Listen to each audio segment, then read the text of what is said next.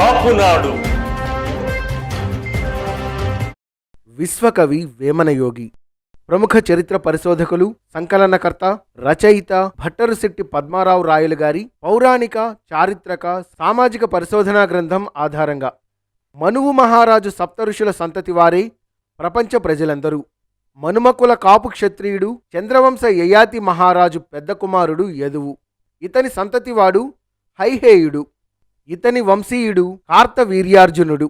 ఈతని సంతతివారు రాష్ట్రకూట రాజ్యము పాలించుచు రాష్ట్రకూటులుగా చాళుక్య కాపురాజుల వద్ద గ్రామాధికారులుగా ఉండి సామంతరాజుల స్థాయికి ఎదిగి చాళుక్య కాపురాజులను బలహీనపరచి సామాన్య శకం 753 సంవత్సరంలో మహారాష్ట్రలోని మాల్కెండ్లో స్వాతంత్ర్య రాజ్యము స్థాపించారు. వారి శాసనాలలో యదువంశ వృష్టి శాఖీయులమని, గరుడ ధ్వజము గలవారమని అంటే వీరబలజలమని, యదువు వంశంలో సాత్యకి సంతతి వారమని చెప్పుకున్నారు. వారే కోనసీమను పాలించిన హైహేయ వంశ కోనపోతన వంశీయులైన కోనసీమ తెలగాలు. తర్వాతి కాలంలో గోన అని మారిన ఈ కోన వంశీయులు కాకతీయ రాజుల వద్ద సైన్యాధిపతులుగా ఉన్న గోన బుద్ధారెడ్డి, గోన కోటారెడ్డి, గోన విఠలుడు, గోన గన్నారెడ్డి మొదలైన వారు. వీరినే రేచెర్ల రెడ్డి నాయకులుగా పిలువబడినారు. వీరి వంశము సామాన్య శకము 1213 సంవత్సరం కోన బ్రహ్మసేనానితో మొదలవుతుంది. వీరి కుటుంబీకులే చెరుకు రెడ్డి నాయకులు. దీనిని చరిత్రపై అవగాహన ఉన్నవాళ్లు, చరిత్రను తెలుసుకోవాలన్న కుతూహలం ఉన్నవాళ్లు రేచెర్ల రెడ్డి నాయకుల వంశ చరిత్రపై ఉన్న గ్రంథాలను పరిశీలిస్తే స్పష్టమవుతుంది. కాకతీయ సామ్రాజ్యాధీశుడు 2వ ప్రతాపరుద్రుని వద్ద, ముసునూరు కాపయ్య నాయకుని వద్ద సైన్యాధిపతులుగా ఉన్న కోమటి వేమారెడ్డి కాపయ్య నాయకుని పాలన ఊరుగల్లులో ప్రారంభిస్తున్న దశలో అంటే 1324 సంవత్సరంలో అద్దంకి రాజధానిగా స్వతంత్ర రాజ్యం స్థాపించారు. తర్వాత రాజధానిని కొండవీడుకు మార్చి వారి వారసులు రాజమహేంద్రవరం, కందుకూరు రాజధానులుగా 1448 సంవత్సరం వరకు పాలించారు. ఇక అసలు కథకు వస్తే, కొండవీటి కైఫియత్తు ఆధారంగా కోమటి వేమయ్య అనే వైశ్యుడు శ్రీశైలం అడవులలో ఉన్న సాధువుల వద్ద ఎన్నో ఏళ్లు శిష్యరికం చేసి వాళ్ల వద్ద నుండి ఇనుమును బంగారంగా మార్చగల పరుసవేది అనే మూలికా రసాన్ని సంపాదించాడు. ఎంతో అమూల్యమైన ఆ పరుసవేది రసాన్ని తీసుకుని కోమటి వేమారెడ్డి పూర్వీకుడైన కామారెడ్డి వద్దకు వచ్చి పరుసవేది మహిమను తెలియజేశాడు. ఆ పరుసవేది రసాన్ని జాగ్రత్తపరచవలసిందిగా కామారెడ్డిని కోరగా కోమటి వేమయ్య కళ్ల ముందే కామారెడ్డి తన ఇంటి మధ్యలో పాతిపెట్టాడు. అయితే వేమయ్య వెళ్లగానే కామారెడ్డి పరుసవేదిని తవ్వి తీసి రాత్రికి రాత్రే వేరే చోట దాచిపెట్టాడు. కొన్ని రోజుల తర్వాత తన గ్రామం నుంచి వస్తున్నట్టుగా కోమటి వేమయ్య కామారెడ్డికి కబురు పంపాడు. పరుసవేదిని వేమయ్యకు ఇచ్చేందుకు సుముఖంగా లేని కామారెడ్డి కోమటి వేమయ్య గ్రామం చేరుకున్న ఆ రాత్రే తన ఇంటిని తగులబెట్టాడు.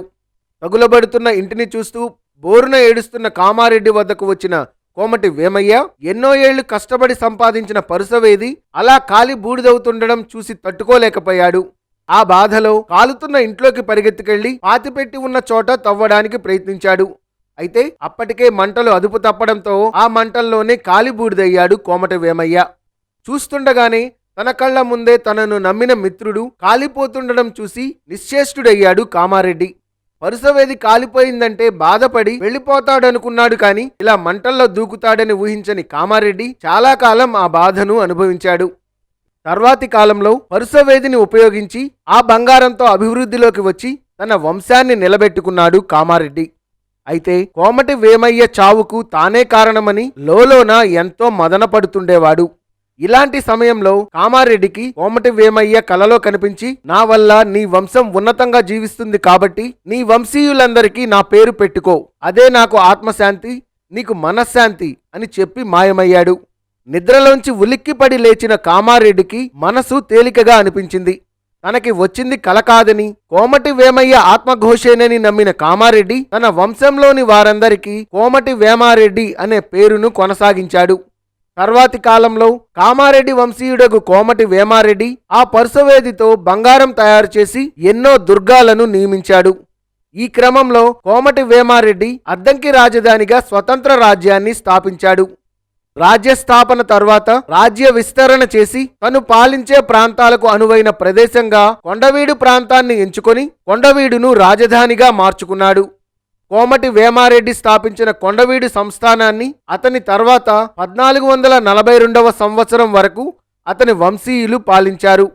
కాలక్రమేణా దురాక్రమణల వల్ల కొండవీడు రెడ్డి రాజుల రాజ్య పతనానంతరం వేమారెడ్డి వంశీయులు కొండవీడును వదిలి విజయనగర రాజుల వద్ద ఉద్యోగులుగా చేరారు. అలా చేరిన వారిలో అనవేమారెడ్డి ఒకరు.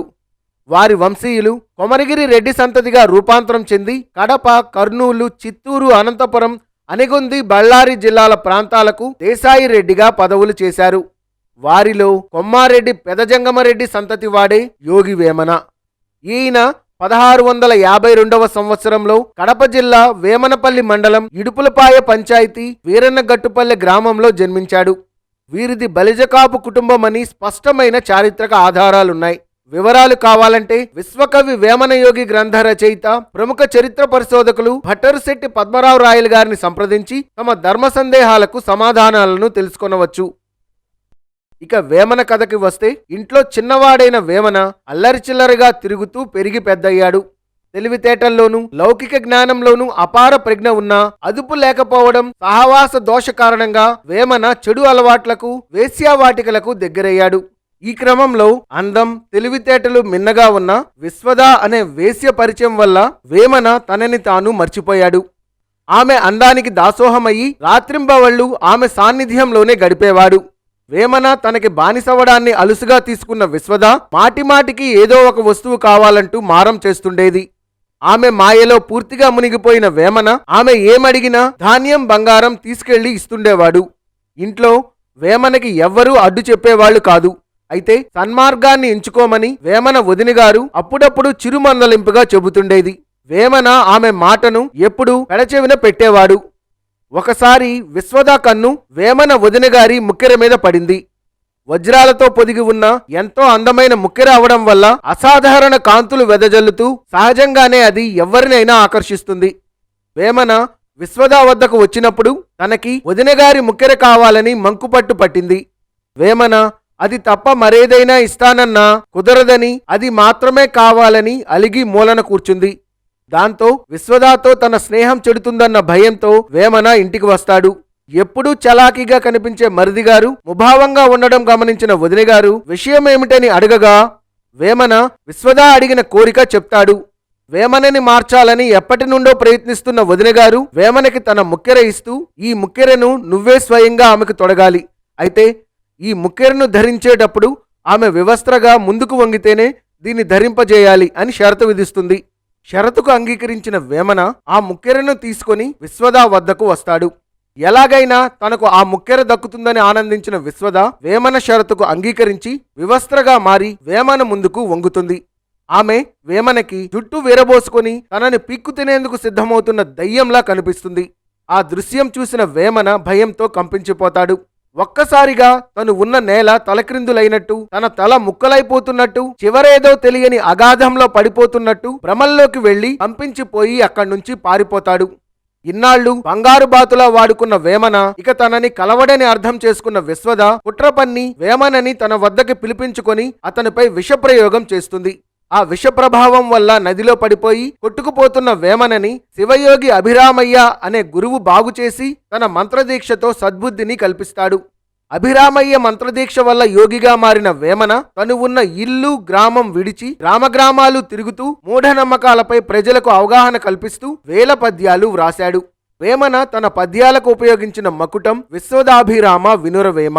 ఇందులో తనని మాయలో పడేసిన వేశ్య విశ్వద పేరు, తనకి మంత్రదీక్షను అందించి యోగిగా మార్చిన గురువు అభిరామయ్య పేర్లను చూడవచ్చు. గ్రామాలు తిరుగాడుతున్న క్రమంలో వేమనకి అనేక మంది శిష్యులయ్యారు. వారు వేమన పద్యాలను జనబాహుళ్యంలోకి తీసుకువెళ్లి వాటిని ప్రజలకు చేరువ చేశారు. వేమన శిష్యులు కేవలం తెలుగు రాష్ట్రాల్లోనే కాక తమిళ, కన్నడ రాష్ట్రాల్లోనూ వేమనకి ప్రాచుర్యం కల్పించారు. నేటికి వేమన పద్యాలు జనబాహుళ్యంలో కదలాడుతున్నాయని సజీవ సంప్రదాయంగా వేమన అనే ఉద్గ్రంథంలో తెలుగు భాషా తీరుతెన్నులపై పరిశోధించిన సన్నాడి వెంకట రమేష్ ప్రకటించారు. వేమన 12వ తేదీ మే నెల 1730వ సంవత్సరంలో అనంతపురం జిల్లా కదిరి తాలూకా కఠారుపల్లెలో స్వర్గస్థులైనారు. ఇంతటి మహోన్నత చరిత్రని కాపునాడు టీవీ ఎన్నో శాస్త్ర పరిశోధనలు, క్షేత్రస్థాయి పరిశీలనలతో పాటు నేడు వేమన వంశ వారసులుగా జీవించి ఉన్న వందలాది మంది వ్యక్తుల్ని, వారి ఇళ్లల్లో లభించిన సజీవ ఆధారాల్ని క్రోడీకరించి ఎన్నో వ్యయ ప్రయాసాల్ని లెక్క చేయక నిజాల్ని నిర్భయంగా తెలియజేయాలనే సదుద్దేశంతో ప్రముఖ చరిత్ర పరిశోధకులు భట్టారుశెట్టి పద్మారావు రాయలు గారు తమ విశ్వకవి వేమన గ్రంథంలో పొందుపరిచిన వాటిని యథాతథంగా అందించబోతోంది. చరిత్రపై మక్కువ ఉన్నవారు, తమ వద్ద హేతుబద్ధమైన ప్రశ్నలు ఉన్నవారు మరిన్ని వివరాలకు భట్టరుశెట్టి పద్మారావు రాయలు గారిని ఫోన్ ద్వారా సంప్రదించవచ్చు. భట్టరుశెట్టి పద్మారావు రాయలు గారి ఫోన్ నంబర్ 9010429826. చరిత్ర తెలుసుకోండి, ఆచార వ్యవహారాల్ని పాటించండి. కాపునాడు టీవీని సబ్స్క్రైబ్ చేసుకోండి, జాతి అభివృద్ధికి దోహదపడండి. Please subscribe our channel.